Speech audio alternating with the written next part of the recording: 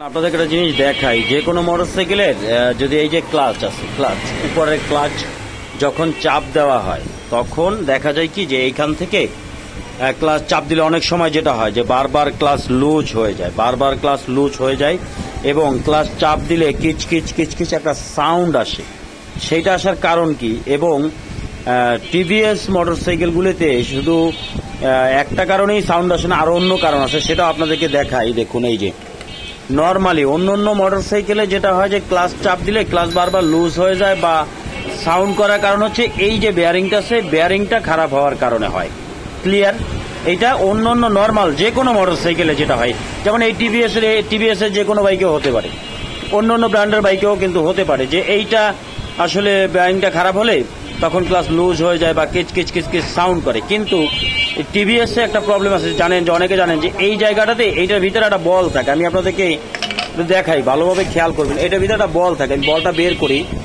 এই বলটার কারণে অনেক সময় শব্দ হয় বা ক্লাচ লুজ হয়, সেটা না দেখলে আপনি বুঝতে পারবেন না। বলটাকে আপনি একটু বের করে আপনাদেরকে দেখাই, খেয়াল করুন। এই যে দেখুন, বলটা বের হয়ে গেছে। এইবার একটু ভালোভাবে খেয়াল করে দেখুন যে বলটার সাইজটা দেখুন এবং বলটার অবস্থাটা দেখুন। এই যে দেখুন, খেয়াল করুন, এই যে একটু ভালোভাবে খেয়াল করে দেখেন।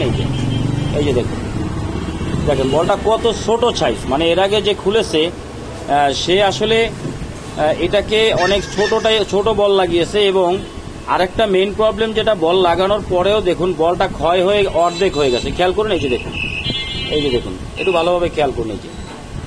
এই যে দেখুন, দেখতে পাচ্ছেন মাঝখানটা ক্ষয় হয়ে গেছে।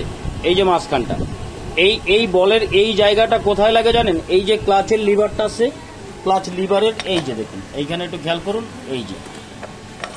এই যে পুশটা, এই যে পিনটা, এই ক্লাচ লিভারের পিন, এইটা এই যে ক্লাচ লিভার, এই যে ক্লাচ লিভার এই পাশে, এই যে ক্লাচ লিভারের এই যে পিন, হ্যাঁ, এই যে এইটার সাথে হচ্ছে এই বলটা, এইটার ভিতরে হচ্ছে যে এইভাবে এটা লাগে, এইভাবে লাগে, ক্লাচ হয়, বলটা ভিতরে থাকে।